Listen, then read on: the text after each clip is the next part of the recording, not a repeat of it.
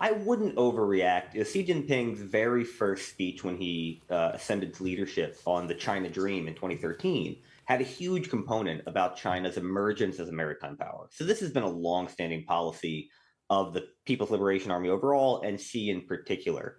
I think the more important trend has been China's abject failures at sea, whether it's around Ayungin Shoal or Baho de Masinloc this year, or even on oil and gas fields where Vietnam, Malaysia, and Indonesia continue to operate despite the China Coast Guard.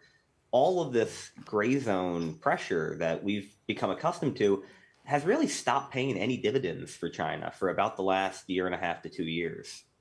So I don't think we've seen much change in strategy, which is part of China's problem. It has this playbook of so-called gray zone, non-military coercion, the intentional creation of the risk of collisions, the use of lasers and water cannons and all of that. But still, the standing orders for the People's Liberation Army and the Coast Guard are not to use military force because China recognizes that doing that, especially doing that on camera in the case of the Philippines, would undermine China's entire global ambition to leadership. So they're stuck just putting more and more vessels every year into this same failing strategy. This past year, we saw about a 30% increase in the number of militia vessels every day on the average day in the West Philippine Sea.